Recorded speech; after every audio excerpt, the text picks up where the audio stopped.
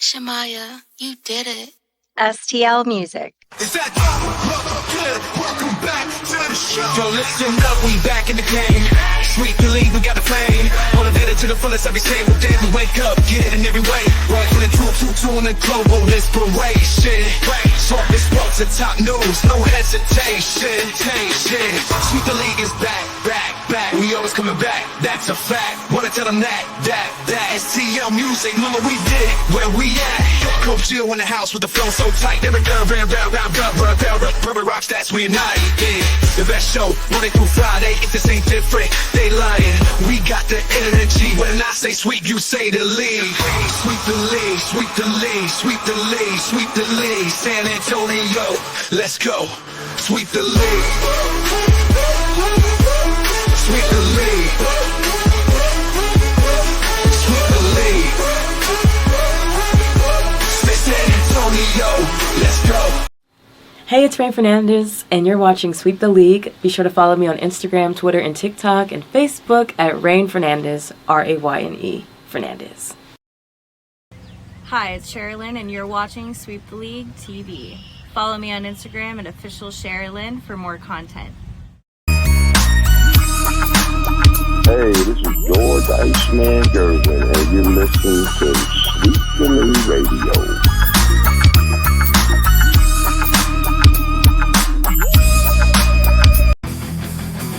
Sweep the league TV where legends collide. If the Cowboys fall short, we'll still ride the tide. Like Jordan in the clutch or Brady's last play. We bring the fire, keeping fans in the fray.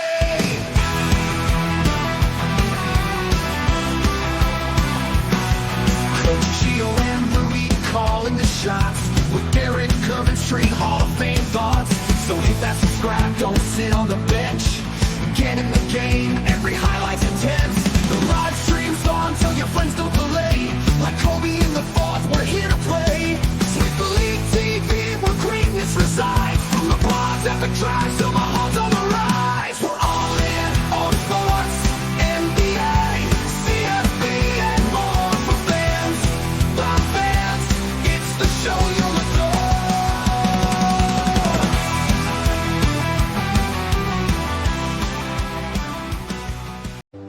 Hold me closer, Ed. It's getting dark. Tell Annie M to little yeller out. Tell Tony Tim I won't be coming home this Christmas.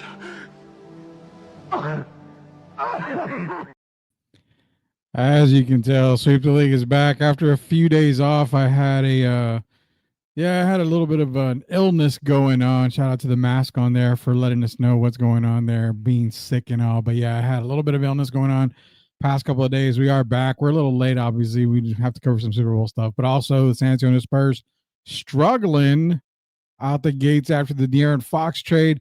Are we going to go all in on the big rant for the San Antonio Spurs? Well, of course, ask the man himself, Derek Gervin, here in just a little bit.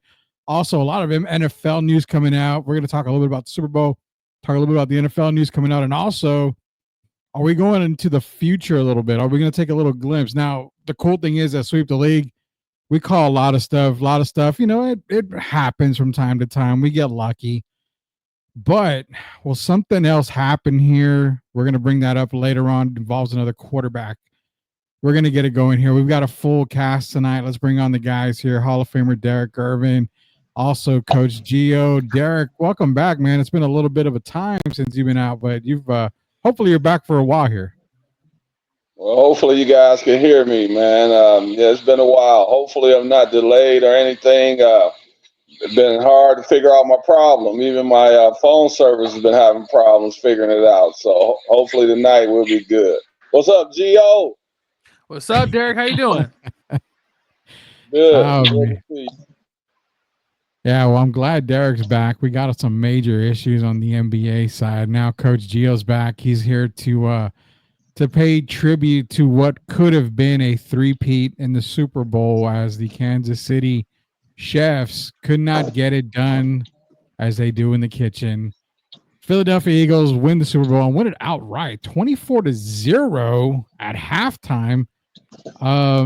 Yeah, I looked at the halftime score and I couldn't believe what I was seeing. 24-0, man. Gentlemen, let's go over the Super Bowl here. Super Bowl 59. Eagles is dominated from start to finish. Anything that you guys saw in this Super Bowl that was concerning for Kansas City? Because it's weird, Derek. Derek and I or Gio were talking about this in the beginning of the year. We felt like this Kansas City team wasn't the same team. They proved it all year. I mean, they had the best record in the NFL, second best record in the NFL.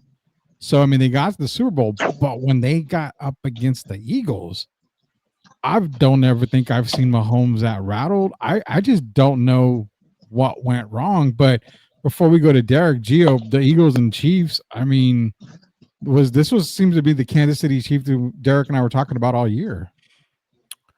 Yeah, I mean, it was a team watching them that they look unrecognizable. I mean, you're watching those first few drives, and Kansas City couldn't get anything going, and then the offensive line collapsed. This is an offensive line, especially at tackle.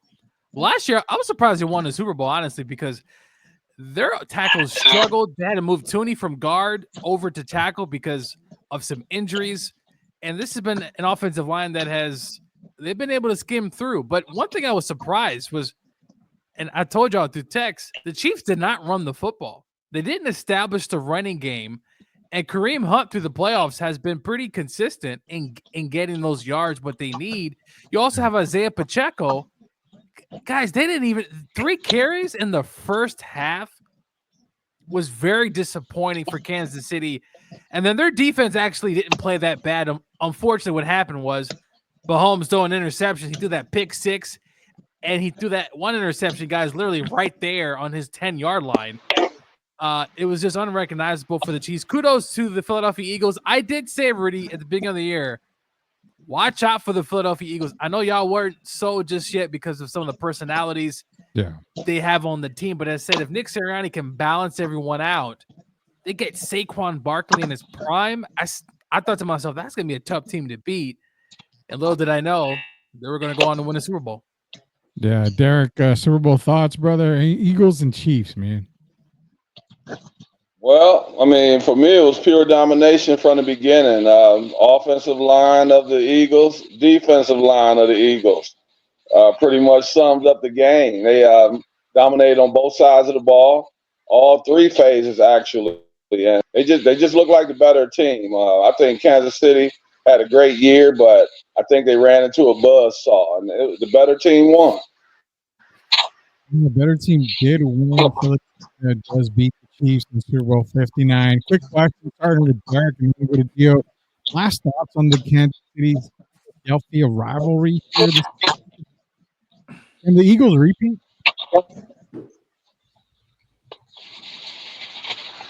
We'll start off with Derek. Can the Eagles repeat, Derek? Well, they're young, so I would say going into the new year, I would think yes.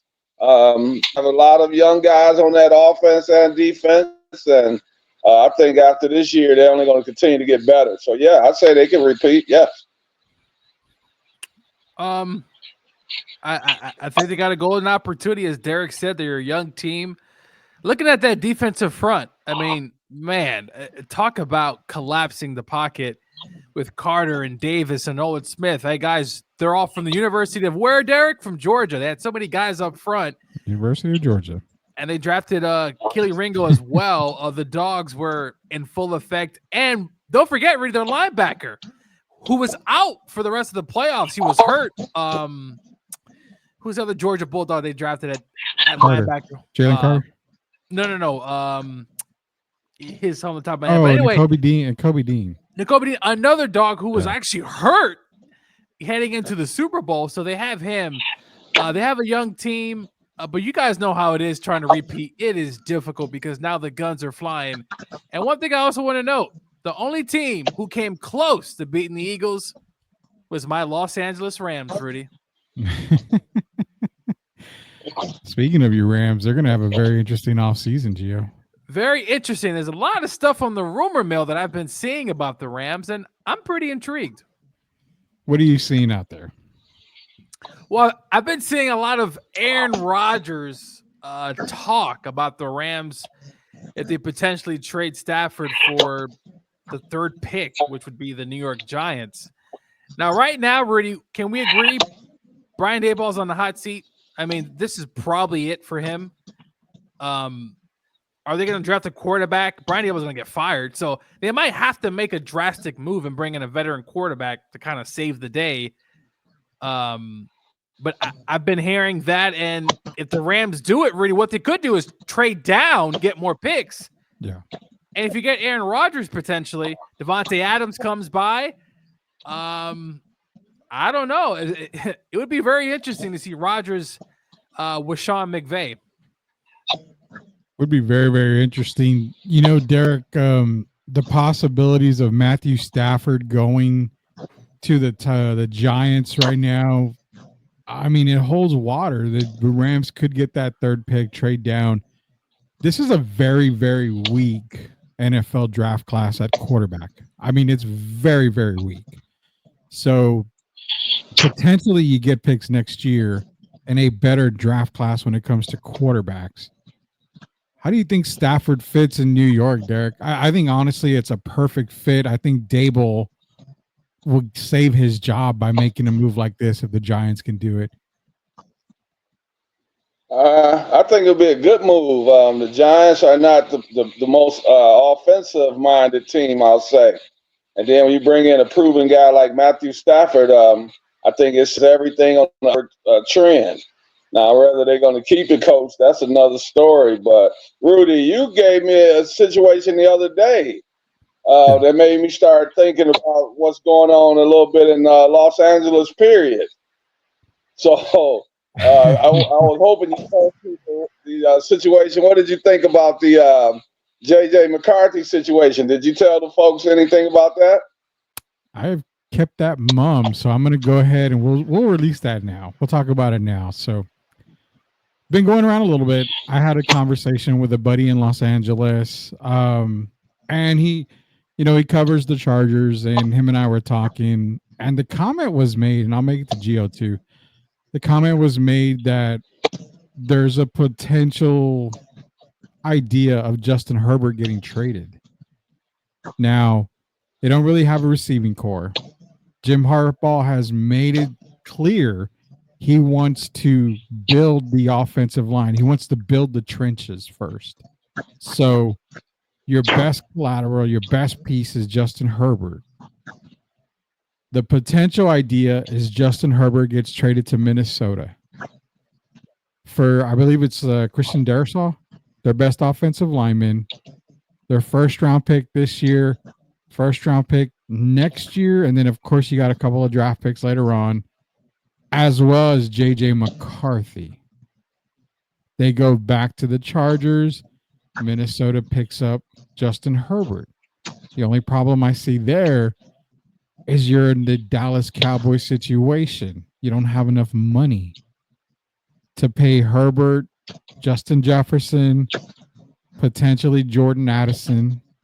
So we're throwing that out. Now, we kind of tell things like it is. He called De'Aaron Fox. I called the Trevor Lawrence being talked about in the offseason. Now you saw today, Pittsburgh and other teams are going to make calls on Trevor Lawrence. I felt they were going to move on from him. Said that back in November. Now I'm coming out saying, don't be surprised if you see Herbert being talked about being traded. And I think Minnesota's the way to go. That's what I'm been kind of not told, but again, it's not a rumor. I don't have sources or anything. It's just talked about. And you know what? It's kind of picked up a little steam on social media. Yeah, really, that would be interesting. Harbaugh's a different guy. You've seen some of the quarterbacks he's had over the years of Kaepernick and Smith, and it's a very run-heavy team, right? And that's what he did this season. Kudos to them. They ran the ball a lot. They were consistent in the running game. If they got to bring an extra lineman in, a fullback, they're definitely going to be doing that. Harbaugh likes that kind of smash mouth style, like John Gruden. If I'm the Vikings, Rudy, I'd probably make that trade simply because you got to figure it out. If you get him in the building, you got a hell of a receiving core. Your defense is still pretty solid, pretty good with Brian Flores, I think, still there. So just imagine him in that offense throwing the ball. Obviously, you lose Darrisaw, who's a pillar, though Darrisaw did get hurt against the Rams. But this sounds like a Harbaugh type of move. I wouldn't be surprised him bringing in his old friend there and McCarthy to kind of run the show on offense. They want to run the football, play action.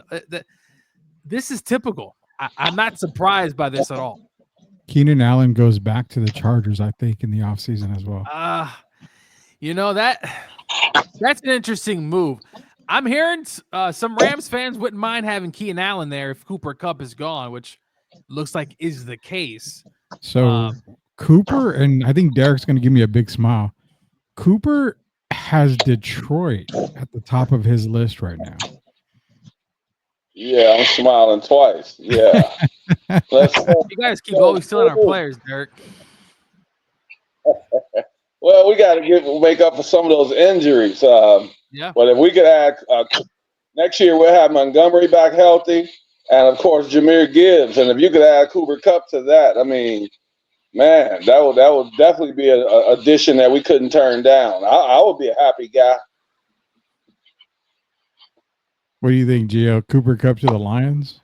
Possible. There was a photo going around that Cooper was wearing a Buffalo hat. I don't know how recent that photo was.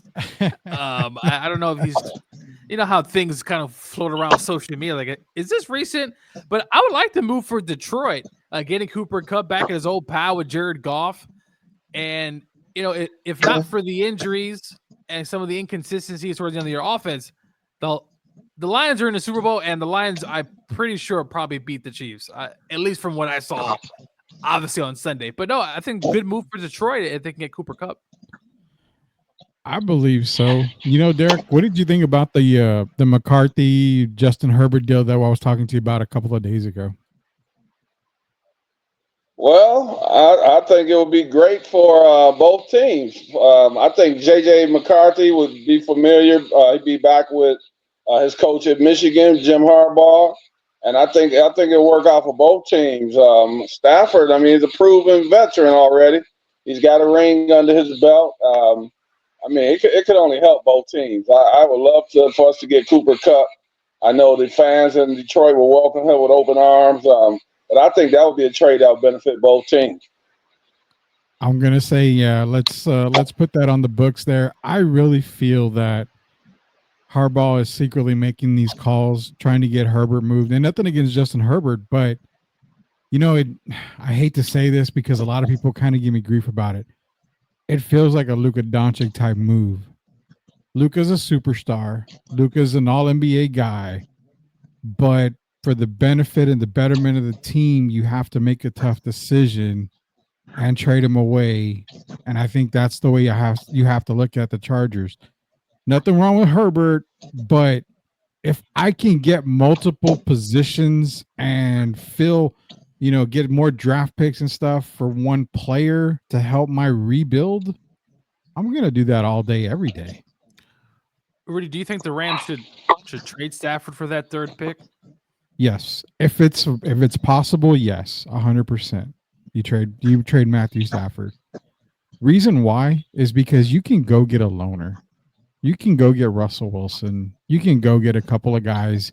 You can even go get a Kirk Cousins. I'm not going to lie. Go get a Kirk Cousins. Just somebody there to bridge the gap for a year. Come in next year. What you're going to probably do is get multiple picks for next year trade up in that first round to go get you one of the better quarterbacks next year. So yeah, because I think the Rams have to think Stafford's long-term success. The Rams have to think in the future whether Sean McVay is there or not. The Rams do need to look forward. If they do that trade, you trade down and look. Aaron Rodgers is out there. Rudy, does he have one last hurrah in him?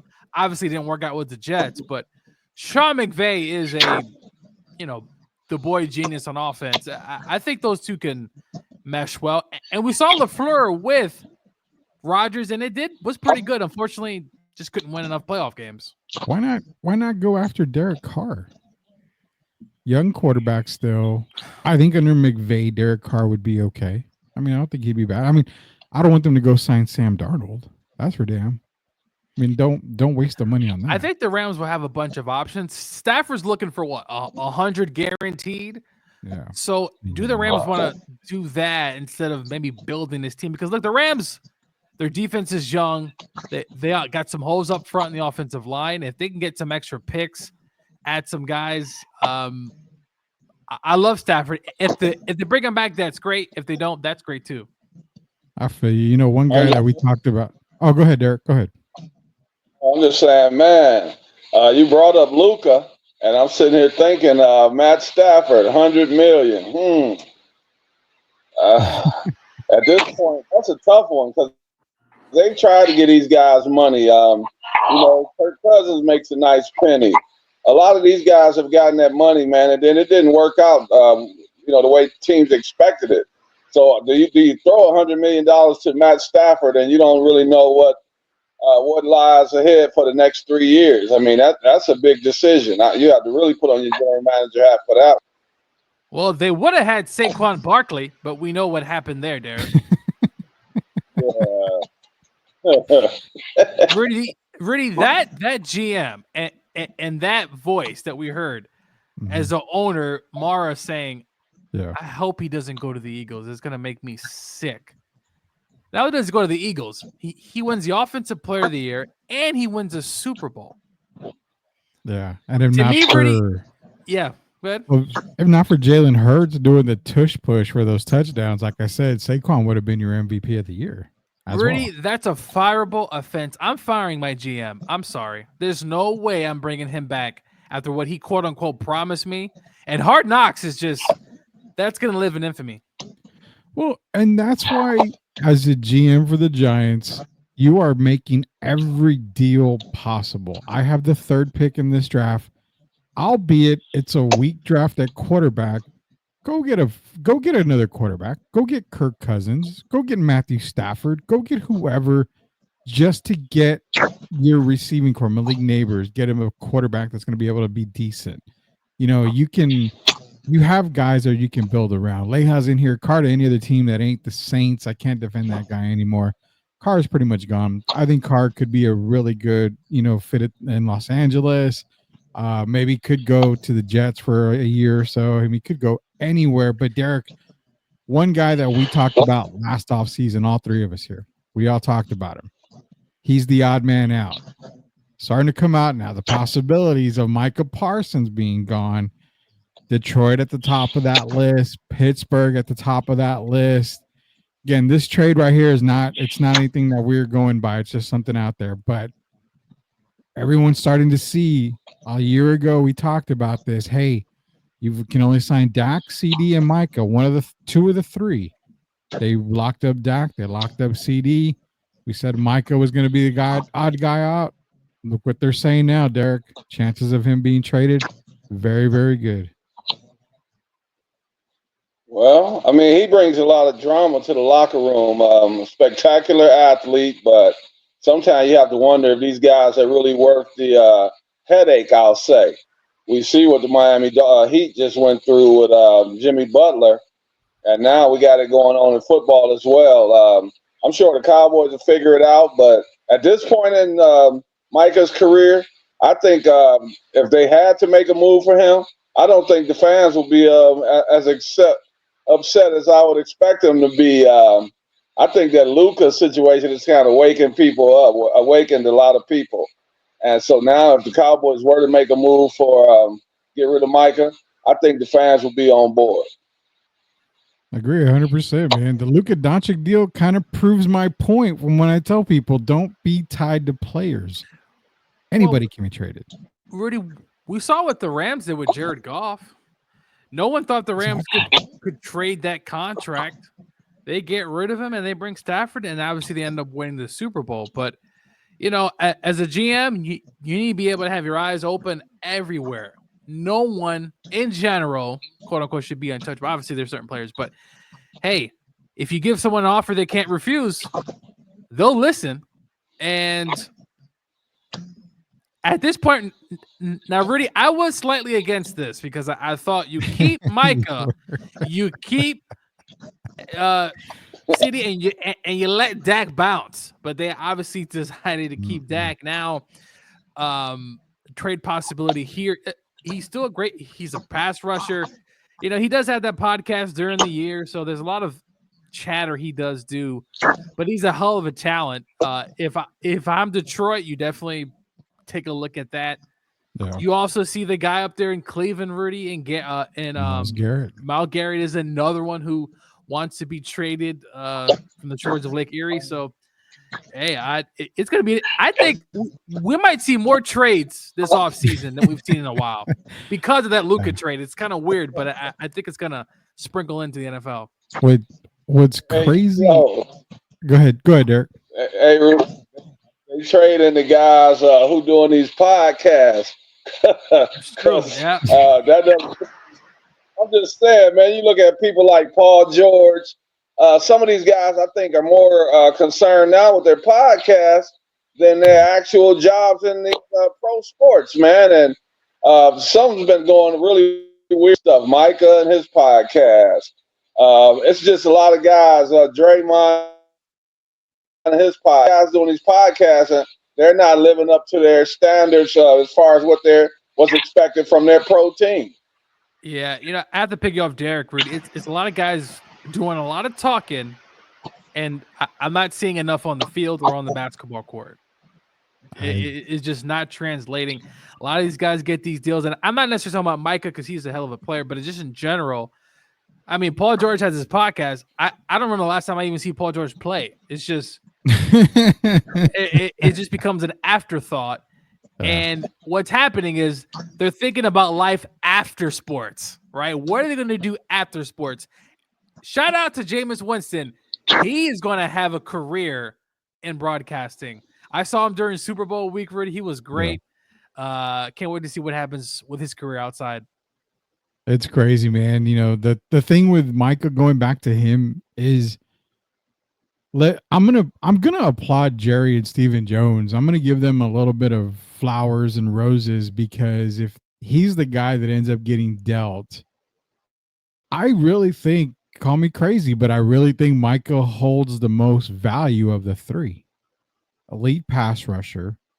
You know, defense is key. You got to get to the quarterback.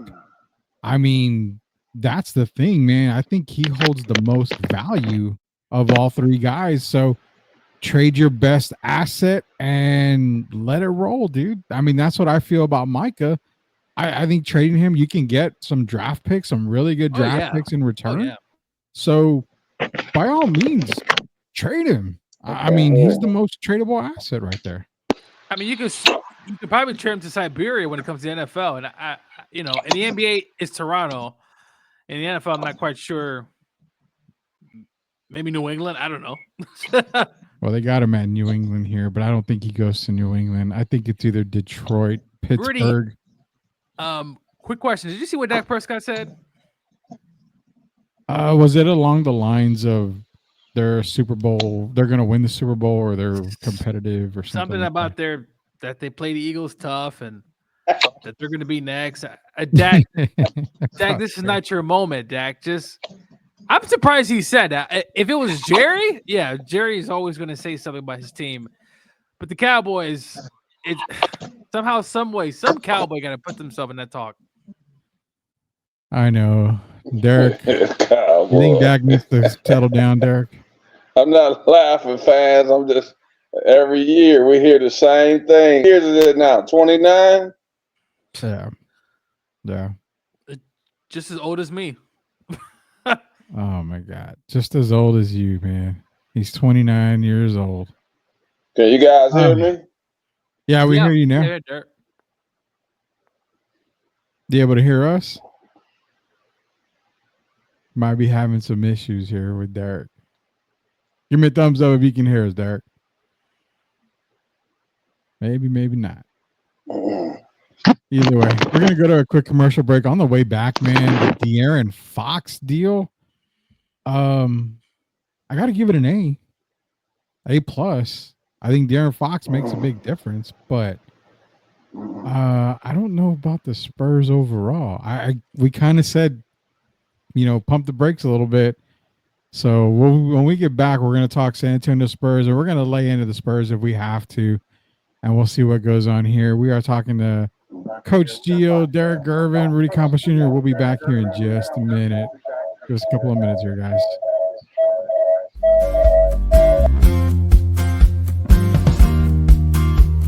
Time to react, yeah, shift like a skate. Left, right, lean, it's a bucket in sight. Pull up mid, let it fly, no hype. Fourth quarter ice, keep the rock in my grip. When the clock go red, don't slip, I rip. Fast as alive, yeah, the motor don't quit. Drop 30 quick, now they begging for a switch. Fox in the open, the lane look free, now I loud that up. Win B. And running no team, keep pace. Fox got gears, Wendy got grace. Ooh, too high, man, you won't touch. New Spurs every year, time to rush. Speed too real, yeah, check that type. Defenders froze, now they stuck in place. Who gon' step, man, don't play dumb. Fast. Are you looking for a contracting company that gets the job done right the first time? Look no further than MCS General Contracting. MCS specializes in top quality concrete work, including patios, driveways, foundations, and swimming pools. The team of experts are dedicated to delivering exceptional results and unparalleled customer satisfaction. At MCS General Contracting, they're not just hardworking, they're local.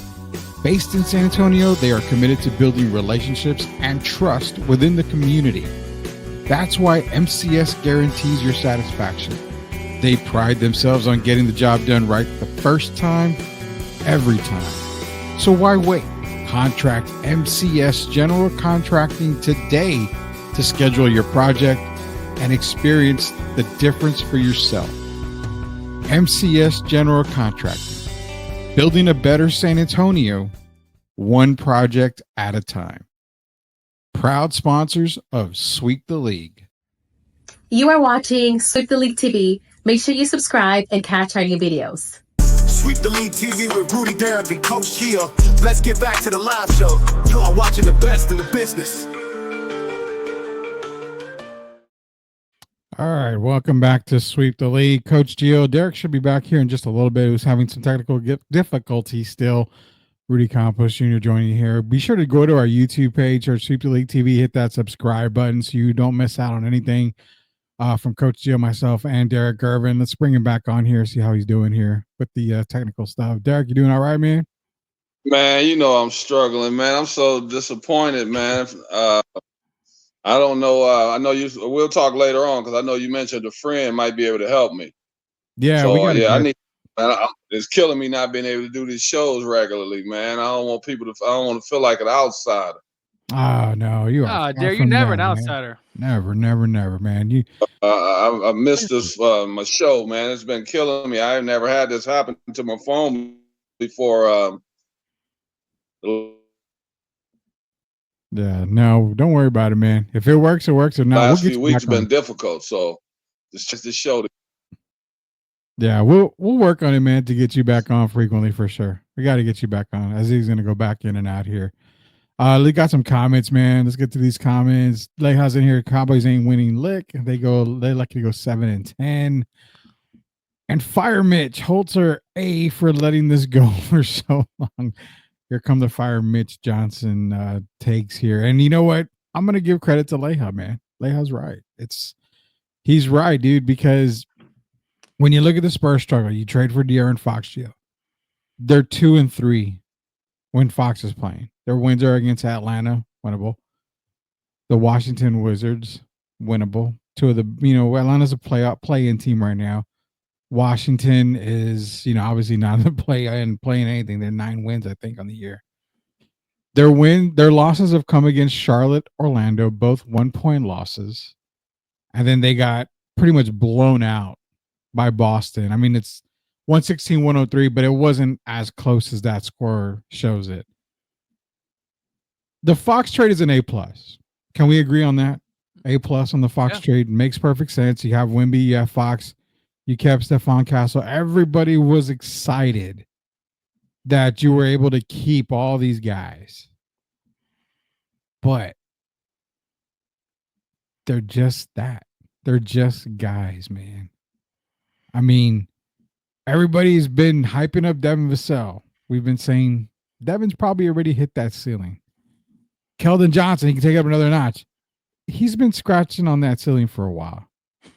Jeremy Sohan, I mean, you got to play him. You got to do this. You got to do that. Jeremy was on the bench in Baylor. He was a 6-man, if I'm not mistaken. So you use a lottery pick on a guy who wasn't probably the best player on his team in hopes that he becomes Boris Diaw. So I'm glad they kept the core, but maybe Sacramento and even the Bulls knew what they were getting in return and just didn't want it. Can we kind of turn the table on that? We talked about it. We said we did. It doesn't mean the team is going to be in the playoffs. It just means they're a step closer to that potential ultimate goal in the next several years to get to the playoffs and maybe make a run. But at this point, Rudy, those 2 1-point games, it's just killer, man. Especially to Charlotte. It's just killer. You got to win games. And we said it, Rudy. We're closing in on the middle of February, heading towards March soon. Yeah. They got to start winning games. If they don't, they're not going to make the play-in game. Fox has been good. Russell's always up and down. Johnson seemed like more low than down. I do like what I see from Castle. He's definitely improving. But overall, really, it's just we talked about the West, and we even said, if the Lakers don't falter, there goes one spot, right? Like, it's just too many teams. Sacramento's a team that they didn't rest. They're trying to improve. Yeah. And the pickups they did, the Spurs right now just not consistent enough. And, playing the Celtics, they gave up 37 points in one quarter. It comes down to, hey, you got to be consistent enough. Victor, he's on his way, man. It's still got a long process to go. And this Spurs team, the way it's constructed already, they're behind Phoenix at this point. They have to start winning games at some point. If not, Spurs fans, I'll see you next year. Pretty much, right? Like how the team doesn't know how to develop anymore. They ruined Sohan. But yeah, it's time to say peace to Devin, Keldon, and Jeremy. We've been saying it right now. And again, maybe there's a reason why those guys weren't involved in the trade. I mean, maybe these other teams realized we're just getting just guys. I mean, it's all we're getting. I mean, how are they going to help our team? They're good enough to help Chicago win, which Chicago doesn't want to do. But they're not good enough to play probably a significant role in Sacramento. So, yeah, what happens there? And why the hell did they sign a backup and not use him? I say he's not. I ain't saying he's a savior, but Wemby is gassed. Oh, we need another big Utah's Kessler or bring back Pirtle. I like the Kessler move. I think that's one that they will look at in the offseason, considering the fact that AJ DiBianza is going to be available next year. And that's who Utah wants to draft at number 1. They may move on for a couple of pieces. Jakob, I would love to see Jakob Pirtle here. But to your credit, Gio, the Spurs are still 6 games under 500, 23-29. They're 3 games back of Phoenix, who's not even the play-on. They're the 11th seed. But if you look up and down, Oklahoma City ain't going anywhere. Memphis and Denver and Houston, they ain't going anywhere. Look at the Lakers. Now, you saw them lose to Utah the other night. Luka, LeBron, L squared. It could work. It can't work. I don't know. They need a big man. Jackson Hayes can be their best big man there. They're going to still be there. Minnesota Timberwolves are still going to be there. The Clippers are still going to be there. Yeah. The Mavericks, I understand the AD, but they still have more talent to keep them in that play-in spot. When AD gets, you saw what AD did with Dallas in that first half. I mean, the guy was on his way to what, a 40-20 night? Yeah. Or his performance in Dallas. I mean, it shows why they made a deal for him. Sacramento got better. They're playing good. Golden State with Jimmy Butler now, Gio, like you mentioned, they're still going to be in the thick of things. I don't see 10 teams faltering. Maybe the Lakers, but then you've got Phoenix to worry about. So, yeah, I think the Spurs are screwed, to be honest with you. Yeah, it's going to take a Herculean effort. And Wemby does at times look gasp. Yeah, he does. But hey, you're that guy, right? So no one's going to feel sorry for you. And at the end of the day, other guys also got to step up. You need all hands on deck, as we've been saying, Rudy. If they want to make a run, you got to start losing games or winning games. And at this point, they're not out of it yet. But Rudy, if they lose another 4 or 5 of these games in a row, this season's cooked, man. I think Leia's right. We are going to be screwed, aren't we? A bunch of dead money loading, or are we just going to suck for a minute? I'll be honest, Leia. I'm going to be 100 with you right now. They're not going to suck very long. They're on the right path. They've got 3 guys to work with. They've got Castle, Fox, Wemby.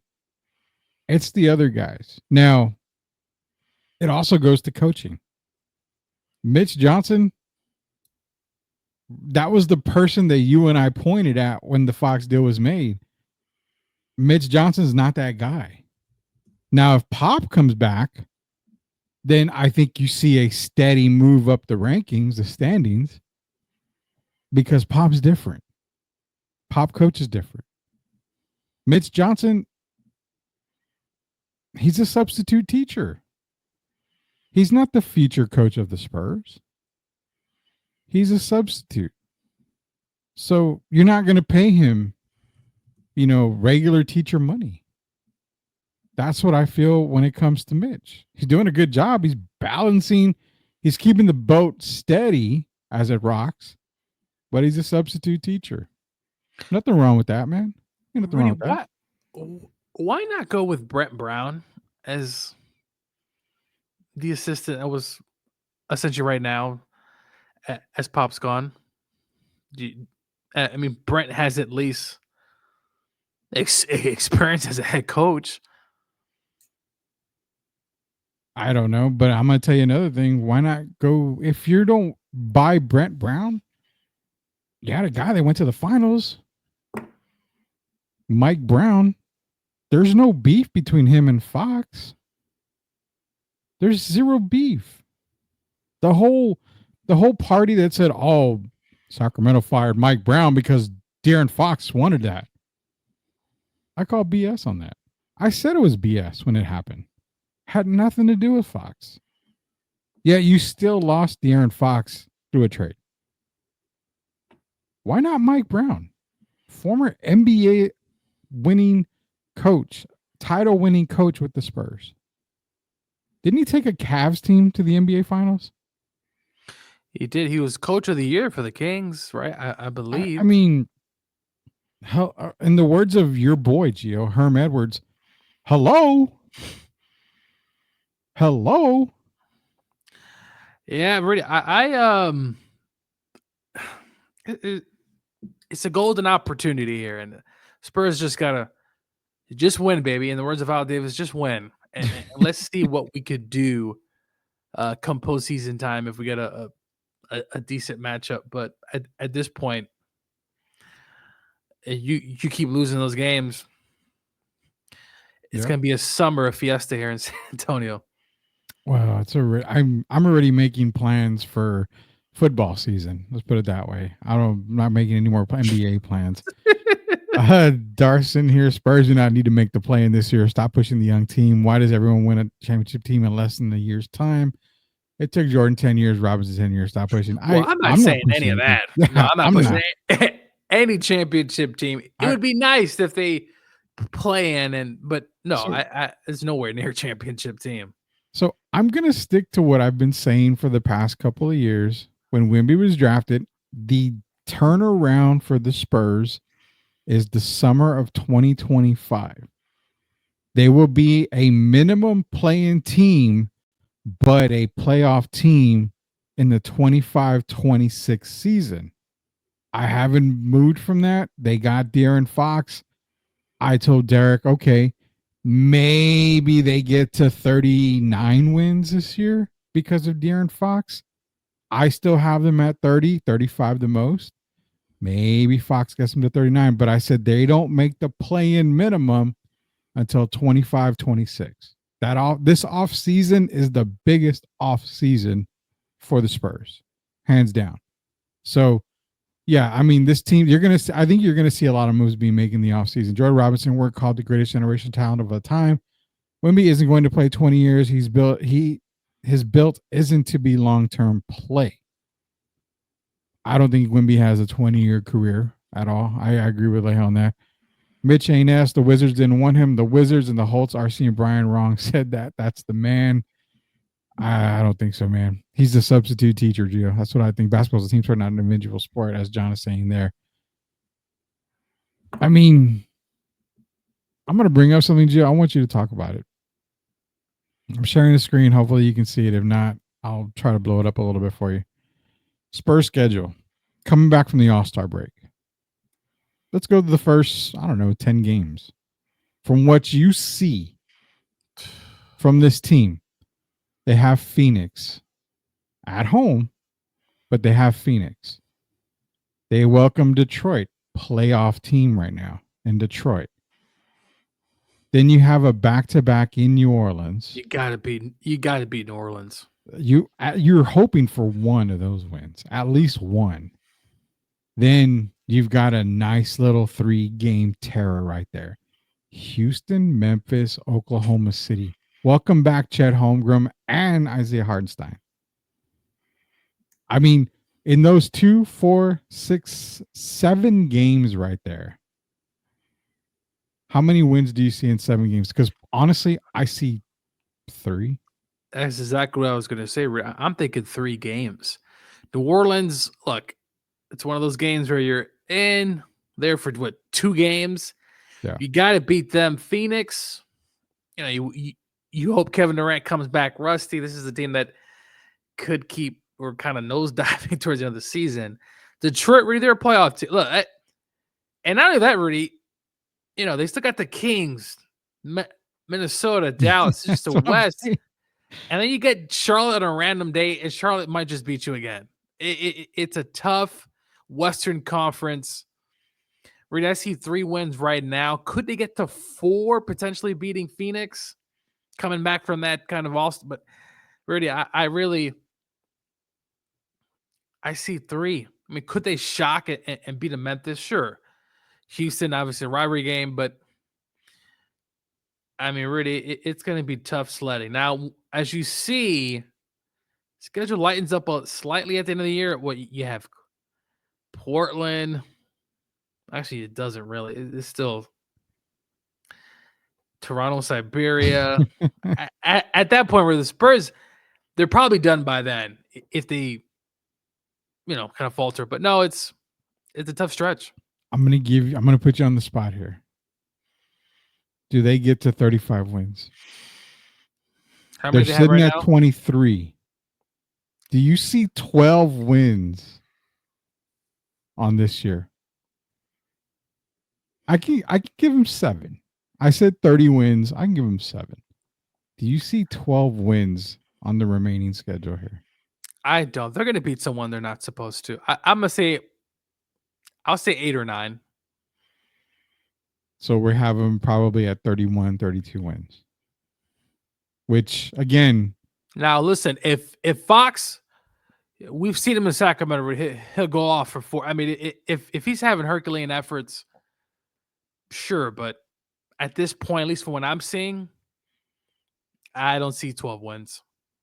It's hard to see it. And you know what sucks, man, is that it's 3 guys against the entire league right now. And it's the coaching. Now, okay, put it back. If Pop comes back, do you see 12 wins? No, I think it's going to be this. Because by then, when is Pop slated to come back? There's no date yet, but supposedly it's after the rodeo road trip, which is done. So maybe after All-Star break. I have no idea. I don't have sources like other people what's do. Pop mental state? How is I feel like a lot goes into how's he feeling. You gotta figure he probably won't travel. It's the thing. That's tough. Leha says I had them at 32 to 36 wins max. I wanted to be wrong. We should have gotten Trey. He out there fighting. Well, I don't think Trey Young gets him to 36 wins. No, Trey. I mean, both scores different and how they approach, but I think with Trey still you're still looking out. I don't think that's enough. No. You're gonna win just as many games with Trey as you are with Fox. Wemby's gonna have to Wemby and Fox, Rudy. Obviously Castle, but are gonna have to really take it up a notch. Yeah. I don't doubt that at all. I mean a big notch. We need 30 points probably plus each. I mean, they combined for what, 61 the other day? Okay, never mind. More. Yeah, I mean, they combined for 61. I want to say it wasn't a win, if I'm not mistaken. Yeah, against Washington. It was against Washington. I think it was combined like 61. Okay, points. so that's probably what they need then, at least to have a legit shot. But they didn't even beat Washington throughout the entire game. No, it was only a 10-point game. It was, I mean, if you're getting over half, just under half of your points from two guys, and you're barely beating the Wizards, something's wrong, man. Something's desperately wrong. I mean, Vassell only had 7. you gotta consistently get more from him. Castle had 16. That's good to see. But in general, Chris Paul at this point he's just out there playing. Yeah, Trey had 39 points and 19 assists. Wow. And again, nothing against Trey, but I think Trey and Wemby, Fox and Wemby, you're probably going to win the exact amount of games. It depends on who you surround them with. And who did he play? He's in the Eastern Conference. Come on, man. Like I said, Wemby and Fox need to average 35 points per game each. Now, yeah, that's probably. I'm going to bring this up again, Gio. They average 35 points each. That's 70 points. Can you find now? Say Stephon Castle hits his average about 12. Let's say 15. Yeah, that's 85 points between 3 players. Can you find another 25 to 30 points from anywhere else on that team? Because look at the scores: 103, 121, 111, 116, 125, 109. They're giving up damn near 110 points. I don't know. Yeah, I mean, look, some days you got Devin rolling, some days you don't. To me, you look at this, Johnson has to step up. Do you think it's more Johnson or Devin? I think it's more Devin. Well, he had Devin too. He had 7 points. I think the other night I saw he had 25 points, but you got to be consistent. But really, I watched some of these games and it's just, I don't know, man.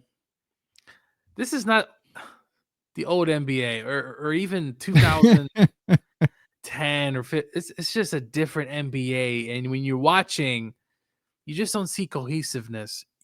You don't see guys knowing their roles. No. And that's what we talk about a lot of is knowing your role, right? You just got a lot of guys out there doing their own thing, having their own podcast, jacking up shots most of the time. I'll never forget when I went last season to the Spurs and Pacer game, and the Spurs lost by almost 50 points. And I'm just sitting there. I said, what did I just watch? Is this real basketball? Yeah. The Spurs can't be that bad. Mind you, they were pretty bad last season, but it's bad. Yeah. It's very bad.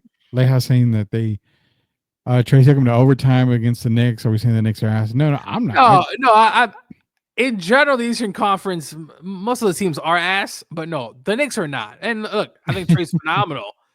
and he comes and goes. He's mostly on, so I could see a scenario where Trey might be more consistent scoring, but at the end of the day, Rudy, is it enough in the Western Conference? I think not. Well, I'm on record saying it, so I'm going to continue to say it. I actually have the Knicks and the Oklahoma City Thunder in the NBA Finals. I've got the Thunder winning the NBA Final, the NBA championship this year. You think Tibbs is?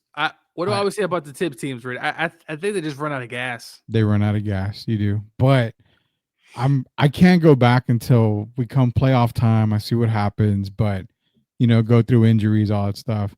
Obviously, I think Boston is the team to beat in the East, but I'm gonna stick to my guns. I've got the Knicks and I've got the Oklahoma City Thunder in my NBA championship matchup. Imagine Cleveland in the finals, Rudy. It's a possibility. That's got to be a team you stop and think like, you're good, but you're not ready good. Is that fair to say? But, Mitchell's been in the playoffs a lot. He had some flame outs with the Jazz, but I think they got something there, Rudy. It's obviously matchups and, Boston's tried and true. They've been on the road. They've won road games. I think right now, as you said, though, Rudy, I think Boston is, to me, the team to beat. The Knicks, they have an opportunity. I just feel like the way they play, Rudy, the style they play, and kind of those slugfest series, which is great, but I don't think long term, when Boston's jacking up threes left and right, will they hold up? Will Jalen hold up? Time will tell. But I would love to see the Knicks in the finals. That'd be cool. Yeah, you're a New York boy. I'm a New York boy, so it was good to see the New York Knicks in the finals. I mean, I did grow up in Brooklyn, but the Nets came years later. But yeah, I like what the Knicks are doing, but I'm wondering, will some way they'll just run out of gas in the playoffs again? I'm going to tell Leha now. He says, all I'm saying is Trey took the Hawks to these conference finals with who, and he's always out there hustling. I'm going to say the Spurs don't want Trae Young because they call him Ice Trey. There's only one ice in San Antonio, so they don't want to pass that moniker over. It's different. I think I'm just Trey's a hell of a assist guy. I mean, he's a numbers guy, but I'm fine with Fox. If you wanted Trey, I mean, I'm not going to fight you on it. No, but one. Both are very different, and I've seen Fox go off with the Kings. It's also pretty impressive. Wait till he starts flowing. We'll see. We'll see. Hey, before we go, we got a caught off guard moment with Coach Gio here. Caught us from off guard.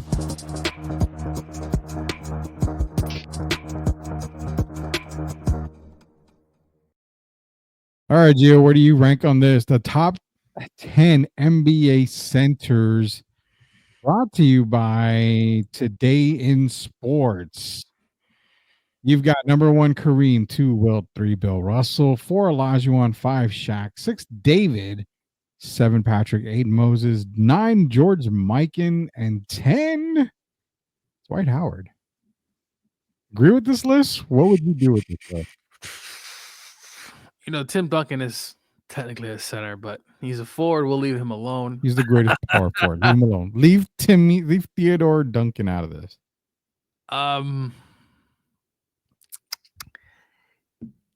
Jokic. I would say yes. Jokic. I would put Jokic in.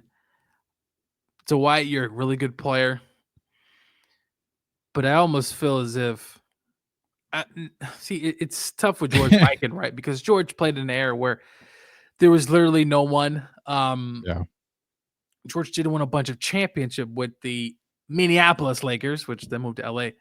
But man, this is a tough one here. I'm caught off guard. This is tough because I think Jokic deserves to be in the top 10. But let's go down the list real quick. So Kareem, I mean, no doubt in my mind. Wilt Chamberlain, listen, the man put up 100 points. He made new rules, or the league made new rules because of him. And Bill Russell, I love the love for Hakeem Olajuwon here because I think he was such a really great player and an offensive just footwork magician. If for you youngsters who are listening, and for you old people too, go watch Hakeem's highlights, Rudy. It's unbelievable, and his defensive prowess. Shaq, obviously, the most dominant player. And because you put Shaq at 4, that's perfectly fine. It doesn't matter to me. David Robinson, Patrick Moses. Take out Mike, and I'm going to put Jokic. So I can see Jokic over Patrick, though, Rudy. Yeah, the Patrick Ewing ranking, it kills me. Yeah. Because I think he deserves to be in the top 10, but I don't have him over Moses. That's just me. I mean, you're talking what? 2-time MVP, Moses Malone? Yeah. I mean, man, that's so tough. Moses wasn't the true heart. I mean, he was the heart of teams, Houston Rockets, heart in Philadelphia. But when you talk New York Knicks basketball, it's not always about Walt Clyde Frazier, who else? Dave DeBusschere. It's not those guys. Bernard King. You always go Patrick Ewing. So I'm not upset that Patrick's at 7, but I think he would be lower. But would you put Patrick over Joker? As someone who's from New York, Patrick doesn't deserve all the hate that he gets. No, it doesn't. I think Joker's over Patrick. I just think it sucks because we have to nitpick here, Rudy, right? We have to really dissect this. But you can take Patrick could be 10, right? Like if you're gonna move him down, I would take Mike and off, Rudy. I would take Mike and off, put Jokic in. Okay, I'm in total agreement that Jokic is in. Jokic in there as a total agreement.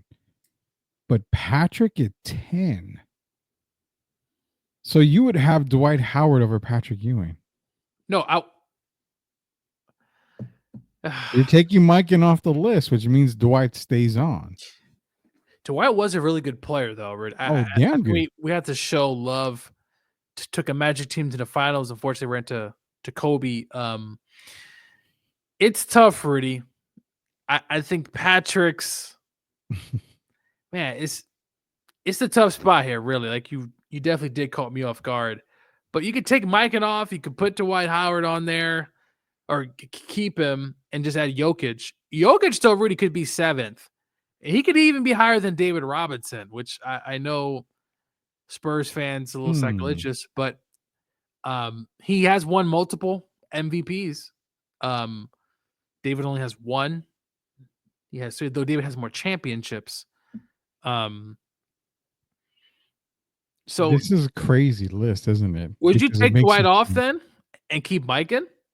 Well, I mean, so I'll make the argument for Dwight Howard. I mean, Dwight was one of the best centers in the league, 2-time defensive player of the year. You mentioned took an Orlando Magic team to the finals, ran into the buzzsaw of the Lakers, but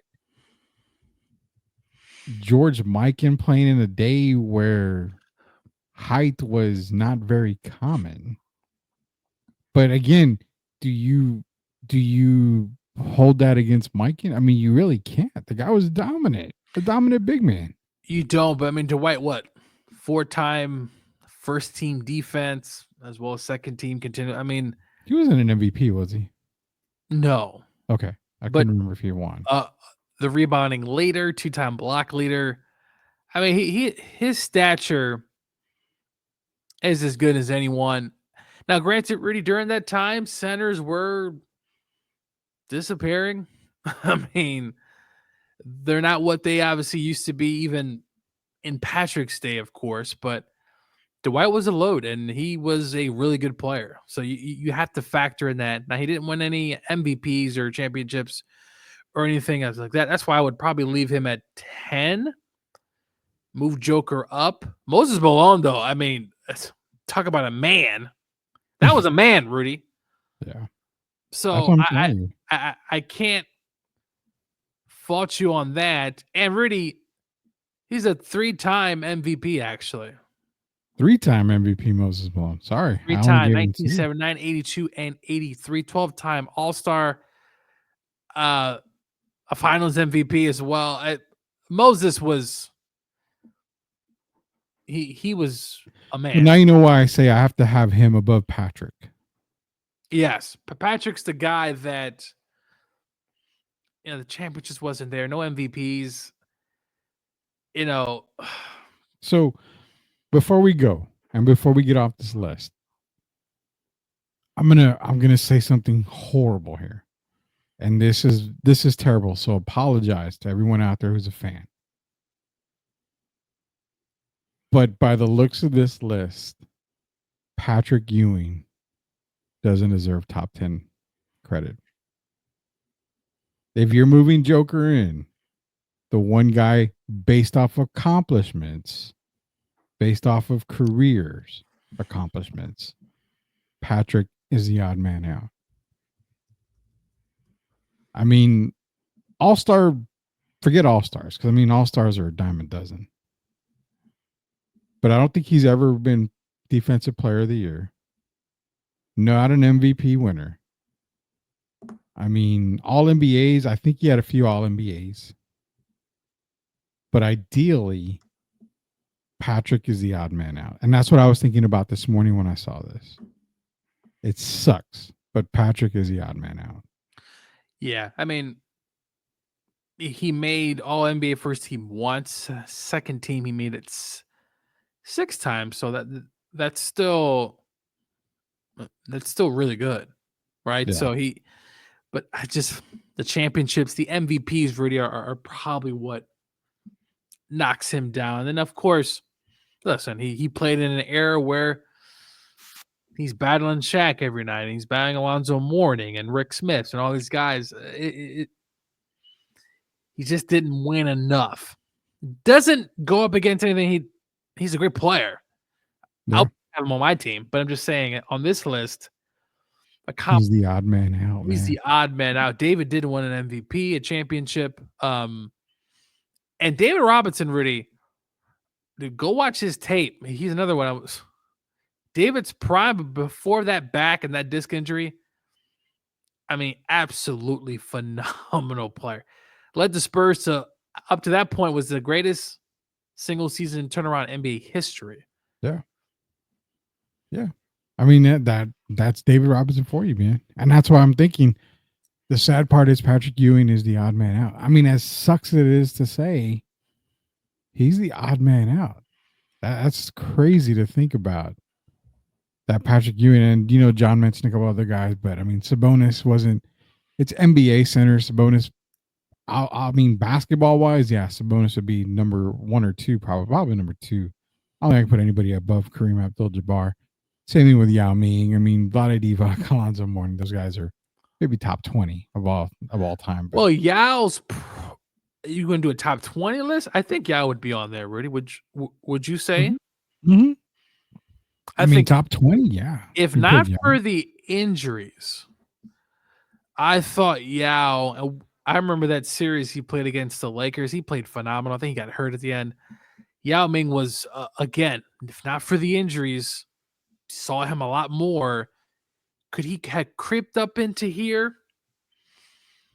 I don't know, but he would have been potentially closer. But no, Yao, hell of a player. And Alonzo Mourning, of course, in his day, was a very good player, but I'll probably say top 20 for those two guys there if you're doing an even later list. But if you do the whole list, you might find it hard. I mean, we'll see. Maybe we'll have to work on that. One thing I do want to get with you on, if you're on tomorrow, maybe we'll do it tomorrow in honor of the NBA All-Star game, but if not, we'll hit it up. Can you get a full 10-man roster, the best 10-man roster of guys who played their entire career with one team? Kobe, Timmy, Dirk are the top 3 right now that I can come off with. Magic at point, because he was a Laker. He didn't go anywhere else. Isaiah Thomas is on that list. So, I mean, you've already got a pretty damn good start to a starting 5. No, I mean, you got what? Tim Duncan, Yeah. Steph. Well, no. There's a catch to it. They have to already be retired. Oh, okay. Because remember, these guys, Steph can be traded at the end of the summer. Who knows? Like, they've got to be retired. So done with one team. So that eliminates Mike because he was a Wizard for a year or two. Damn Toto.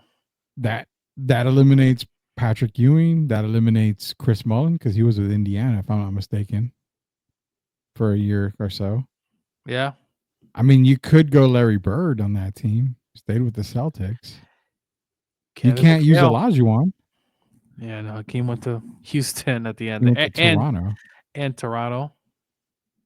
So the top you can't use 10. George Gervin because he went to the Bulls. Gervin was traded to the Bulls, so you can't use Gervin. So I was thinking about that today. Like, I wonder, what's the best team you could put of top 10 top 10 team, like top 10 players to ever play for just one organization? Did James Worthy? Worthy played for the Lakers only. Yeah. I think he's one of them. I mean, you're going off those lists. You can't use Kareem. John Stockton. Bucks.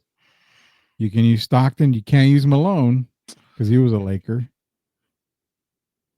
Can't use Gary Payton. Dirk Nowitzki. You can use Nowitzki. Yeah. Well, no, take it back. Because if we're using technicality, Dirk was drafted by the Bucks. Rudy, you know what I mean. The team he started with. Tougher.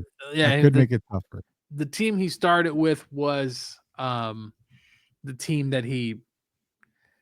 And I'm trying to think of any other random. How about did Elgin Baylor? Did he play for what? Did he play for the ABA? I don't remember. Elgin Baylor was a Laker, but I couldn't tell you. I don't know if he played with any other teams, if I'm not mistaken. I can bring it up real quick. So he did. Well, no, he played just with the Lakers only. Manu Ginobili. Ginobili's another one.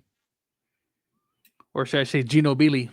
Ginobili. I mean, Jerry West, I think he was another one that played with just the Lakers only, if I'm not mistaken. It's a lot harder. I mean, you can, I had one guy says, Bill Walton. No, Walton started with Portland. Then he went to Boston. You can't use Bill Walton. It's a pretty good team. And I wonder, the team that you put together, could they go 82-0? That's the key. Be tough.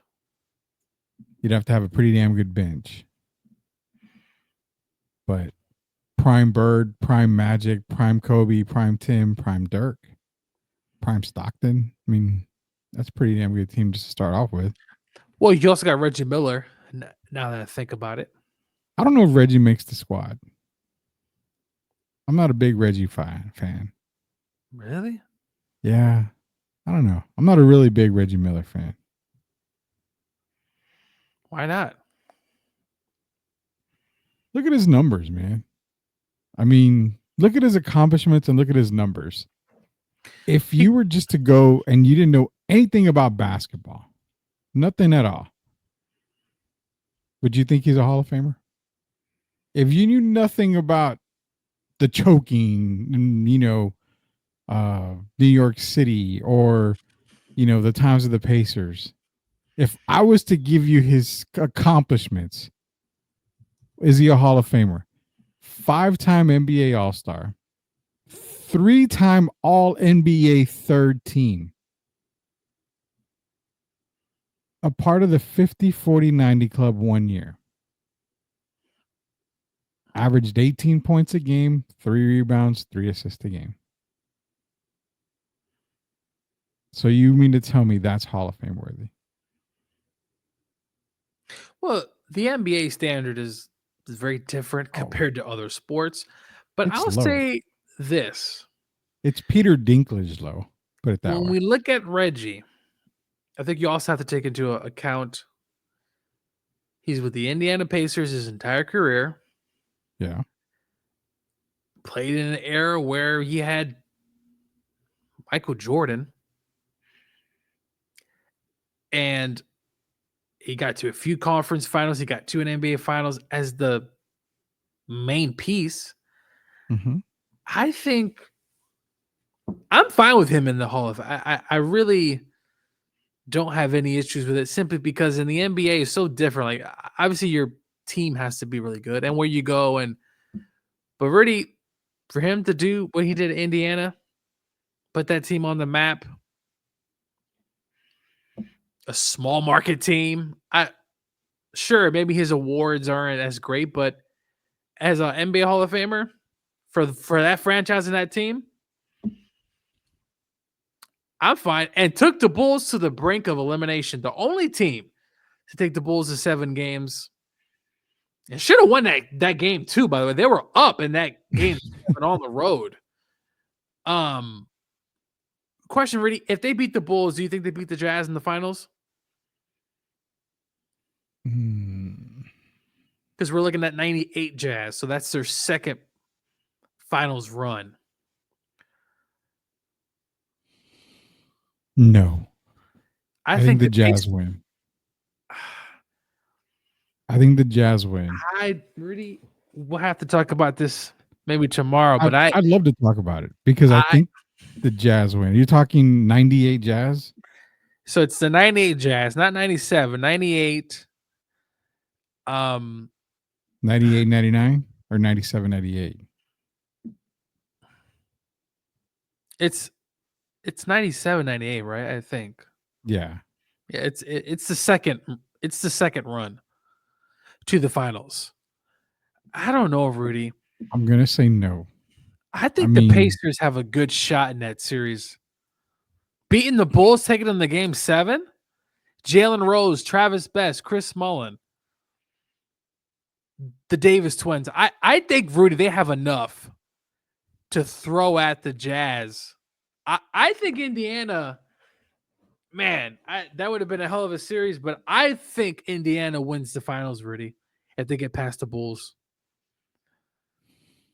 Damn, that's a good one. I'd love to talk about that one. If you look at that roster, Rudy, it's pretty good. And you also got Rick Smith there too. Well, that's the thing. John Stockton outplays what? Who is there? Mark Jackson? Travis Best? I forgot about Mark Jackson. I want to say it was Mark Jackson, Travis Best. Jalen Rose was on that team, if I'm not mistaken. I don't know, man. I mean, that Jazz team took the Bulls to 7 games. 6 games. Was it 6? Yeah, 6 games. So it took them to 6 games. Byron Russell probably gives Reggie a headache. Stockton's the best point guard on both teams. Malone dominates the Davis twins. That's a good one. That's a tough one. That's a good one. I kind of like that. And get Chris Mullin shooting threes. I think. So how does a loaded Indiana team not get past that Bulls team? Rudy, you know, Rudy. Number 23, obviously. Yeah, number 23. That's the difference. That's the guy, Rudy. It's Michael Jeffrey Jordan. I mean, look, you look at the coaching. It's Sloan versus Larry Bird. I mean, at that point, Larry's still pretty young in his coaching career. Jalen Rose, what? You also got Derek McKee as well, Rudy. I don't know, man. I felt like I thought that Indiana team was pretty good. I'm not going to say it wasn't bad. It was good, but that's tough because I don't know if they beat the Jazz. It's kind of hard to say. Jazz had the best record in the NBA? Or no, they didn't have the best record in the NBA. I think that was the Bulls that year. Yeah, that was the Bulls because that was Rodman. That's a tough one, dude. That's a tough one. That was a really tough one. In 98,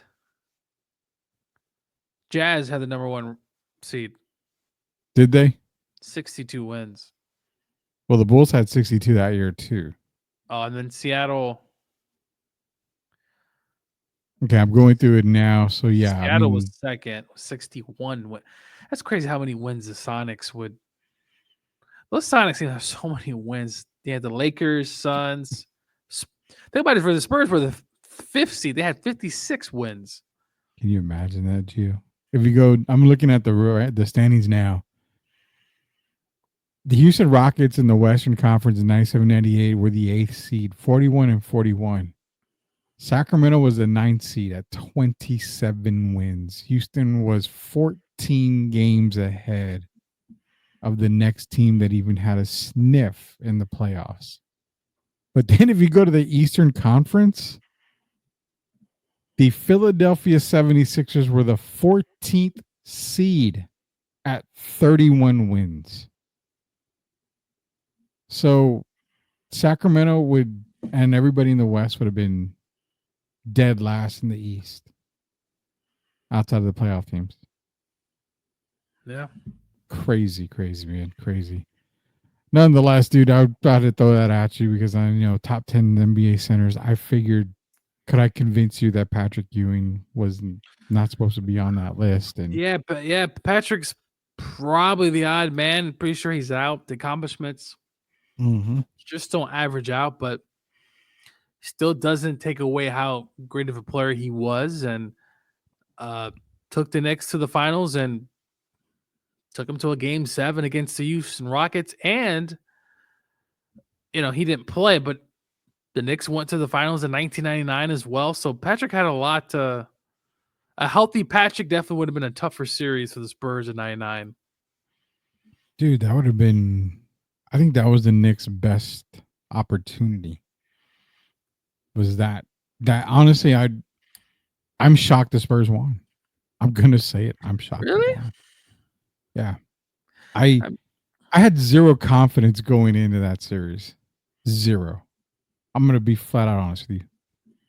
I was just glad to be there. Well, I mean, you have the Charles Sprewell, Mario Elie, which we had on the Marcus Camby on the Knicks. So go through that Knicks squad: Sprewell, Allen Houston, Marcus Camby, Larry Johnson, Patrick Ewing. Who else was on that team? What was Chris Dudley? Charlie Ward was their point guard. The former Heisman, right, Rudy? Former Heisman, Charlie Ward. I mean, that Knicks team was the equivalent to what we saw in Portland that one year with Steve Smith, Scottie Pippen, Rasheed Wallace. I mean, Bonzi Wells. I think the difference was, Rudy, obviously, were the Twin Towers. When you don't have Patrick in the middle there, and you got Kurt Thomas and Johnson and Camby, although really good players, or good players, should I say, Junkin was on a whole nother level, especially because David was already with the back injury. You can see David kind of not going downhill, but definitely not being the focal point of the offense. Duncan was he was the guy. But yeah, if a healthy Patrick, it's a tougher series. I do think the Spurs find a way to win. We should do a segment of what if, and we change the Eastern and Western Conference winners, right? Or we kind of flip them interchangeably, and we say, well, what happens if this team ends up winning this series, playing this team? The what if, what happens if the Nets beat the Lakers in the finals with Shaq and Kobe? Like, do we think of Jason Kidd any differently, or, so on and so forth? But yeah, those there's a lot of what ifs that we could go off of. There's tons of what ifs. If Derek Fisher doesn't hit that stupid illegal shot, Spurs win what? 8 in a row? That probably doesn't happen. Manu fouling Dirk. I mean, think about it. 2007. Fisher doesn't hit that shot. Spurs more than likely go on to win the finals. Wait, they played Detroit. That's a tough series, Rudy. The Pistons. Very. But I mean, I don't know. We barely beat Detroit on 5. 04 Prime Pistons defense. Do you remember those series? no, yeah, How I like remember that. the Spurs are probably losing that series and then revenge and come back, because as great as Duncan was, so we got to give some credit. That 04 Pistons defense was just completely suffocating. And it's still tough for the Spurs in 05. I mean, go back and look at those series where it's like 83, 84. I mean, Yeah, it was barely anybody scoring. you were on your hiatus when Derek and I talked about this, and maybe I'm gonna. You know what? Are you gonna be on tomorrow? Yeah. Okay, so maybe we'll talk about it again tomorrow. Well, tomorrow's Valentine's Day, so. Oh, okay. Well, we'll see. We'll do a show tomorrow. But Yeah. I made a comment. I said, take away the text. Rasheed Wallace is probably the second best center. I mean, second best power forward, maybe of all time. Maybe. He's definitely top 5. Well, Rasheed was a hell of a stretch 4, could shoot the 3. He was, especially in Portland.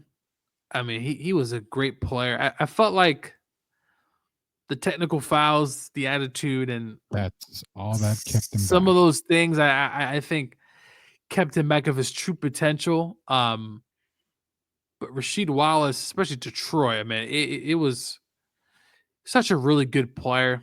Obviously a Tar Heel. And he was really good. He should have been better than as great as he was. Should have been as greater and even better than what he was. If you take away the text and the attitude, he probably goes down as definitely top 5, more than likely top 4. Make the case for top 3.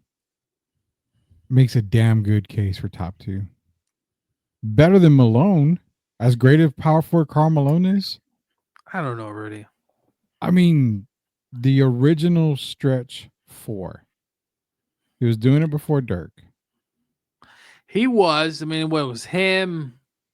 Sam Perkins was that as well. He could shoot the shot. There's a few of those guys kind of. Well, yeah, but no, a few guys jumped in there. But, I mean, they weren't Rasheed Wallace. Defensive. Now go to the defensive side. A effing hell of a defender, dude. So you eliminate Perkins. Karl. Yeah, I just think Karl was low block. Sheed could take you in the low block. He could. They both had mid range. Karl had a hell of a mid range. They pick both, and roll. But. Yeah, and they both can play defense. But what does Rasheed do that Karl couldn't? Shoot free throws. The outside. Well, also shoot free throws. Karl, unfortunately for Malone in some of those big playoff games, Karl's kryptonite against the Sonics and a few other teams, unfortunately, was his free throws. And it's crazy to me, really, a great of a shooter he was. And some of those big moments, the free throws, the simple. What the hell was he saying at the free throw line? I would love to get a lip reader to say. You know, it's funny. Did you know what Scottie Pippen told Karl? No. I think he had missed a free throw. He says, "The mailman doesn't deliver on Sundays, Karl." I remember that. Now you say that, I remember that. So Karl Malone's kryptonite was a free throw. I think Karl. Do you think Malone? I think he benefited a lot, like much more than we think, from Stockton. 100%. If Karl Malone doesn't have John Stockton, Karl Malone's career is completely different. You don't think with Gary Payton or someone else, he's not? No, because you got to give me guys that are in that era. Payton wasn't in that era. He was, but he was more. He came a little bit later in the 90s. A guy like Gary Payton with Karl Malone. No, it's too fast paced. he benefited more with Sean Kemp as his running mate. Guys like Detlef Shrimp. I do think Carl benefited a lot. And so did. And think about this, though. John Stockton probably could have averaged more points, Rudy. I think what happened was, and what we talk about all the time, John Stockton knew his role. Yeah. He knew his role. And that's what he did. John Stockton was also a very dirty player, along with a lot of other guys who would, John would put his foot out when you shot the ball. John, you shouldn't be doing that. That's it's interesting. I mean, if you had a Mark Price with Carl, I think that could also work. Man, that you're talking With my the pick and roll. language because of the pick and roll with Mark Price, and he could shoot like John Stockton. I mean, pretty much the same player, with the exception of Stockton better on defense than Mark Price. And but Mark probably a better. I don't want to say a better score because John could score, but Mark was a hell. He could split the double team, could shoot very well. John was obviously different, but John could score though. I mean, if he had to, he would. But I think Price would probably work better than Gary's. Was more of a scoring. I felt like Gary was more scoring wise and a hell of a defender. Obviously, the glove. yeah, Gary's a defensive guy. Shout out to Sith, man. What's up, Sith? How you doing? Says he was a real baller, not Wemby soft. Yeah, man, what's good, y'all, man? I honestly, if I got to pick a player for Karl Malone today, Chris Paul would be a hell of a guy for Karl Malone. I was just thinking about Carl. I think he'll benefit because Carl's not necessarily creating his own shot, right? That's not his thing. I do think Rasheed could create his own. He could shoot the ball and he could post up and he can do a lot of things. Carl, not the most gifted, but remember Carl got. If you remember, Rudy, early 90s when they had Jeff Malone, a little bit a different style of Jazz team. He gets older. Carl starts to get like buff, right? He gets bald. And because if you look at Carl's transformation, Rudy, go look at the photos. Yeah. He got big. I'm not saying he used steroids or anything, but I'm just saying, go look at these photos. Yeah. Karl Malone was definitely in the weight room. And obviously some of Karl Malone's decisions that he did back in the day have really affected some people in light of how we view him. But he's definitely a country guy, that's for sure. Yeah, Sith is letting us know that the Mavs are cursed. It has lost Gafford to an MCL injury. Big loss. PJ Washington, Derek Lively, still have them. Davis should be back relatively, I think, in a month. So Gafford injury is going to be terrible for them, but I think they'll be able to be okay. They ended up winning tonight. Carl was on that bread and water diet, swole as F. And yeah, Carl was he got swallowed, dude. If you go look, and prime Carl was good, man. He won an MVP. You know, he doesn't win that MVP if John's not there. I mean, that's how much John Stockton meant to Karl Malone, Gio. Look, you still need good players. I mean, in order to be good, you still like Jokic. He has he had a Murray though. Murray's playing better. But like, come on, it's certain players. You got certain guys. You got to be good. But I do think Carl benefited from that pick and pop and those screen. I mean, it's just that offense of Sloan. And remember, Sloan did the same thing kind of with Williams and Boozer, right? A lot of that pick and roll. Carl, if you're listening, we'd love to have you on sometime. That'd be kind of cool to talk to him because I definitely would ask him flat out, hey, how much did John mean to you in your career?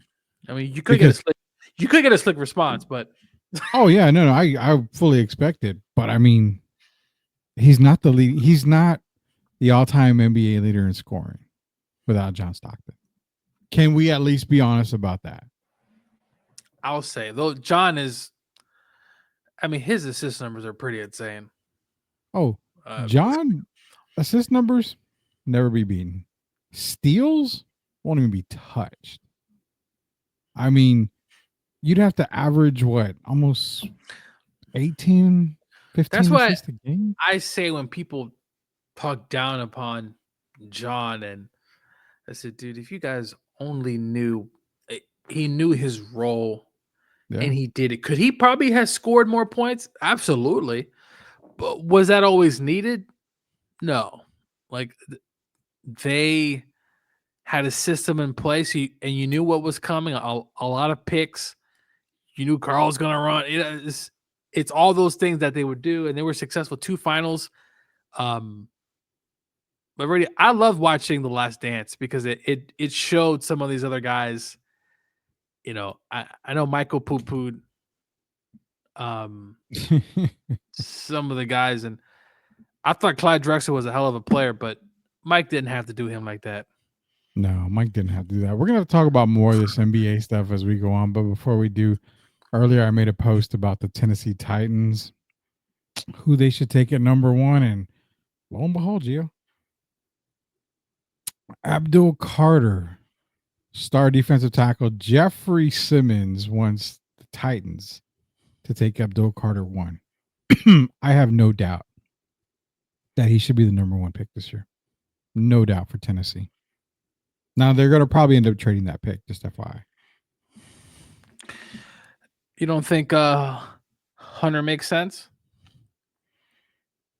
Well, considering Travis Hunter came out today and said that he is going to go into the combine as a cornerback, not a receiver. Damn. That's a horrible move. He's a better receiver than he is cornerback. Horrible move. Horrible move. I'm out of my game after current Carmelo, meaning we both don't play ball anymore. Shout out to Sith on that one. Joel Cologne. Good late evening, friends, and I guess good night to you. LOL. Don't worry, Joel. We'll be on for a long while. So I don't understand. It's interesting to see. I thought Travis would really go receiver, but hey, if he can hone in, Rudy, and be a really good the thing about being a really good corner, I feel like nobody cares. It's like I agree. It's a very important position, but I would definitely have saw him at corner. I see him going probably to New England, Rudy. That's what probably makes a lot of sense. They already had that corner in Gonzalez, who's really good too over there in New England. You pair him up with Hunter, Mike Vrabel, it's going to start kind of that defensive mindset there in New England. It's interesting, but hey, Penn State, what are they known for, Rudy? Defensive line. So why not? Because the Titans. But Rudy, what do they do at quarterback? So Tennessee probably. I don't have. In fact, this quarterback class is so horrible. I like Cam Ward though. He's interesting. He is, but I'm going to say this right now. I think the Giants are going to overpay to draft Cam Ward. They're going to move up to 1. They're not sold on Shedeur Sanders. Everybody says Shedeur. I think they go up to get Cam Ward at 1. I still like Shedeur a lot. And I think with the right opportunity, the right system, he could be a successful quarterback. What does successful mean? A successful quarterback. That's all I'm going to say. Mm-hmm. So depending on where he goes, really, the Raiders need a quarterback. Yeah. I mean, but you also have, this is the crazy part. Aaron Rodgers, Kirk Cousins, Derek Carr, Russell Wilson, Justin Fields, just to name 5 guys that are going to be out there. Sam Darnold is another one. I mean, you're going to have 6, 7 guys out there that need jobs. So drafting a quarterback probably isn't going to be a high priority. That means that you could see a potential really good quarterback going later, Rudy. 2nd, 3rd, maybe 4th round. Yeah. I mean, I had McCord from Syracuse going to Tennessee in one mock, like in the 6th round, 5th round. I mean, you got what? Jackson Dart's going to be out there. He's a 4th rounder right now, and he should be in the top 2 rounds. If I'm the Rams, I definitely. It's the quarterback this year. Shador Cam, very interesting, depending on where they go. If Shador gets drafted, Rudy, and he sits behind someone, that's not the worst thing in the world either. No. Right? He's sitting behind Cam is just an interest, but man, Shador, maybe I want him to succeed because I really have pushed him up, and I'm trying not to You're Daniel Jonesing have Shador Sanders. Rudy call me out about Daniel Jones. Rudy, that I think I sent you that text. Ever since he went to the Vikings, it was all downhill from there. Yeah, you did. It's Daniel Jones. Joel Clone says, hold on. I thought Harrison was a better quarterback than wide receiver.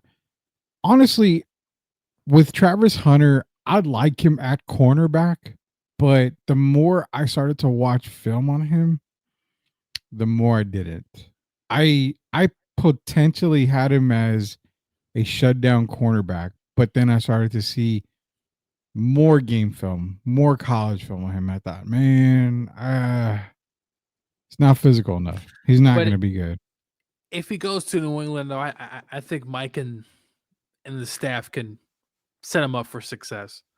So, because at least he knows he's going to a defensive-minded head coach. I agree with that. I mean, you could, but I think he should come in as a receiver. Titans on one mock draft, Gio, I had them trading, obviously, with the Giants. Giants move up, Titans go down. Number 3, they get Abdul Carter, but at 168, they get Kyle McCord from quarterback. So, I mean, you got that one. Syracuse. I thought he had a pretty good year. He's pro ready, dude. Pro ready. And then I did another one on Pro Football Network. Again, had them getting Abdul Carter, but at 102, getting one of the best QBs out there, pro ready QBs, in Quinn Ewers. Oh, Texas Longhorns. I mean, and I know Joel Cologne wants tackles. I mean, Savanai out of Arizona at 35, you're getting a massive guy there. Tyler Cooper from Minnesota, another massive guy, but also in the first mock that I did. I like the Ollie Gordon pick, Rudy. I know he didn't have the year that we thought he would have. Oh, but he can be a beast in the NFL. He could potentially be actually a star. If Tennessee wants to actually do anything. But no, I like that pick, Ollie Gordon. Yeah, I love that one. And then go to the offensive tackle side for the first mock draft that we did under the NFL mock draft database. I mean, you're looking at Cornelius out of Oregon there, Miles Frazier dropping way down at 180. So, I mean, Tennessee can come out like winners right here easily in this draft, whether they keep one or trade down. I like either way. Kyle McCord had a good year. Syracuse program on the rise. For Tennessee, if they can figure out that quarterback spot, they got pieces. It's just really, it always goes down to that quarterback spot. And obviously defense is important too, but you got to be consistent. And really, what I saw, Levis had so many memes this year, Rudy. I mean, the memes of Levis, his face. Mayonnaise and coffee. That's all you need to know. He ran into that poor ball boy. I think he tore his ACL. It's just absolutely ridiculous.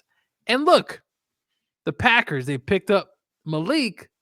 Dare I say, when I saw Malik play this season, I thought he was pretty good, Rudy. Yeah, hell of a guy. Malik Willis. Hell of a quarterback, man.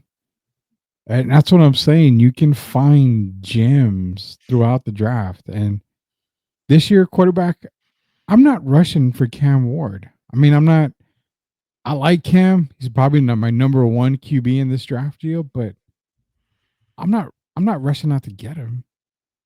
I'm like, okay. He's not a must-have right now. No quarterback in this draft is a must-have. The later ones are better. I'll say this. Jalen Milroe, that is an oh God, yeah. I like his talent, Rudy. I know with Alabama and all that stuff, it didn't end the way he had hoped. But I think Milroe, I really think where he goes, I'm not saying Jalen Hurts, Rudy, but I see if he goes to a perfect opportunity, him kind of, and he can run. I mean, that kid can run. I think he's probably faster than Jalen Hurts. But Jalen Milroe is interesting. Jackson Dart, obviously Syracuse. Curtis Rourke from Indiana. Hey, There's another one. there's another one. Obviously, where these guys go, it's very important. But to me, Rudy, I think the most interesting guy out of all that list is Milroe and Shador. Depending on where it all depends. It's all about where you go, who's your coach, who's your coordinator, who's your guy. Do they believe in me? You could be successful in this league. If you go to a team that they don't really care about you, we've seen it, Rudy, it's a disaster. Yeah. I mean, that's exactly the way I'm thinking. And I will say this much. I know we got to go here because we've been on almost 2 hours. I don't think we've ever done a 2-hour show. But I'll say this. The perfect spot for Jalen Milroe that I would like him to go to, I like him to go to Miami, Joe. Okay. I think he fits the Dolphins really well. And you know what? They've got to start thinking about life after Tua. I do like that move. You know, they run a very, I don't want to say gimmicky offense, but a lot of that is motion here, throw here, motion left, throw here. You know, it's a page out of the Kyle Shanahan, Mike Shanahan, though it is very different because they do lots of movement, short yardage, but deep plays down the field. I actually like that pickup for the Dolphins, Rudy, as a backup. But I could see Milroe in a lot of different spots if it makes sense for that team. If they have something there to work with, not a coach who's probably going to get fired. Pretty much, man. Pretty much. We've got NFL draft coverage. It's going to be myself and Coach Gio. As we get y'all prepared for the draft here on Sweep the League, we always cover the first round of the NFL draft like we do with the NBA draft. So be sure to be on the watch out or be on the lookout for all of our NFL draft coverage. Best way to do is go to YouTube, search Sweep the League TV, hit that subscribe button. Appreciate everybody that joined us here. Harry joined in a little while ago. It's a great show, guys. Appreciate it, Harry. Thanks for everybody joining. We'll let you know about tomorrow. It is Valentine's Day. If anything, I might jump in just to do a little bit, maybe a 30-minute type show. I'm an old man. I don't really celebrate Valentine's Day too much. So that's just me. But we kind of celebrate it during the day when there's light outside because we're usually in bed late anyway. So, or early. Real quick, but would the Dolphins be thinking about life after McDaniels too, though? He hasn't really done anything. That's what Gio was saying. Coach probably going to get fired. So I like Milroe there as well. I like McDaniels. I think, does Tua fit his offense perfectly? No. I don't think so. Tua's hurt. I don't know. If y'all want to go watch the Dolphins offense, it just come back to me. It's a lot of different movements. I think he'll prefer to someone who can run, who can make plays on their legs. Brock Purdy can kind of move, right? Like he can get out the pocket. Tua doesn't really do that. And when he does, Rudy, what are you doing? You're gasping. You're saying, dude, please slide. So if I'm the Dolphins, you look hard. Could they trade him? I don't know. There's a trade market for Tua particularly. I wouldn't spend money on someone who's going to get hurt. But don't be surprised if the Dolphins draft a quarterback in this draft because you got to be prepared for anything that can happen to your investment. So one guy to keep in mind out of Louisville, Tyler Shaw, is a quarterback that honestly, Dallas, if you're listening, Jerry, you may want to go get you some Tyler Shaw this year. You think so already? I'm just saying. I'm just saying. Tyler, he's a good project guy. I think Cowboy fans will like him a little bit of Tyler Shaw. I'm not going to say, he's a savior. I'm not going to say he's the next big thing. But Tyler Shaw, I think, is a Cowboy QB. So I'm just going to say that. I'm going to leave it at that. We'll get into more NFL draft coverage, get the prospects. We can send the Dolphins, Joe Milton for Waddle. Yeah, okay. I mean, we'll get into more NFL draft picks here, but we got to get going. Man, 2-hour show. I've never done a 2-hour show with you. I mean, back in the Rated R days, we even did a 2-hour show. For Derek Gervin, we'll get Derek Gervin back up and running here so you guys can have him back on and we can talk a lot more NBA stuff. Also, more talk with Coach Gio on the NFL draft coming up. till tomorrow, we'll let you guys know if we'll be on tomorrow. If not, we'll be back on Tuesday to our normal time.